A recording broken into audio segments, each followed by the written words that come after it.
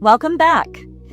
Before diving into this clip, make sure you've already completed the Master Voice Vote Value training video so that you have the foundational steps down. Once you know the rules, the next big question is usually, how does this actually work when things get tough in practice? So today we are troubleshooting a specific real-world challenge to show you how the process handles complex edge cases while preserving everyone's agency.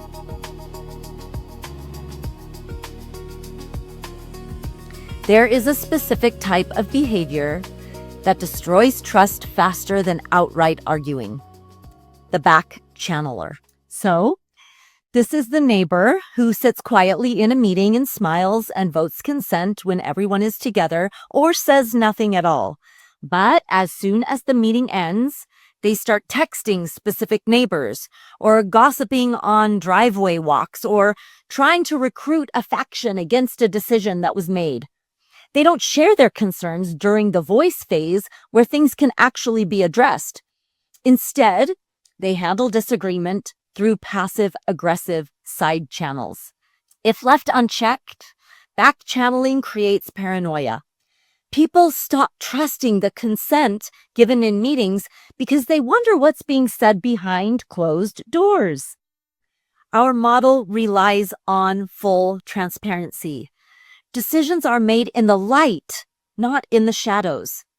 Here is how the voice vote value structure eliminates back channeling. Normalize withholding consent. People usually back channel because they are afraid of direct conflict or public pressure. So the servant will actively remind the room that withholding consent carries zero shame or stigma. They might say something like, "Remember, withholding consent is a normal, healthy part of protecting your boundaries. So if something doesn't feel right for your home, say it right here. You don't owe anyone an argument, but we do need honest input to build real unity." Next, the in the light rule. During voice, reinforce that the circle is the only place where operational concerns are addressed. If a concern isn't brought to the circle, it doesn't exist in the decision-making process. Refuse to feed side conversations. If a neighbor comes to you privately after a meeting to complain about a decision or another neighbor, do not engage in the gossip. Redirect them immediately back to the process, saying something like, "That sounds like an important perspective. Let's put that on the agenda for the voice phase in our next meeting so the whole group can hear it." If you discover a neighbor is actively trying to recruit factions or undermine a decision outside of meetings, the servant sits down with them for a private reset. Here's how you can frame that conversation clearly and directly. Saying something like, "I noticed that you had some serious reservations about our last decision, but you didn't voice them during our meeting when we asked for input. Our pod only works if we are completely transparent with each other.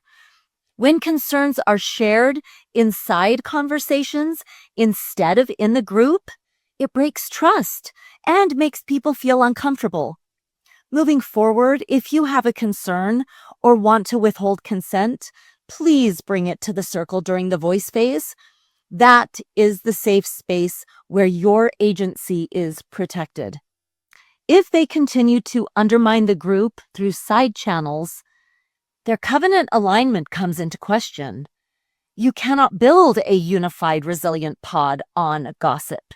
So, remind them that if they cannot be open and honest in the circle, they may need to step back from active steward decision-making until trust is restored. Building trust takes time, and keeping communication open and transparent in the circle is how we protect it. What other subtle issues or behavioral challenges do you foresee happening behind the scenes in a neighborhood network? Let me know what concerns you have so I can address them in future videos. and show how voice vote value handles them cleanly. Thanks for watching.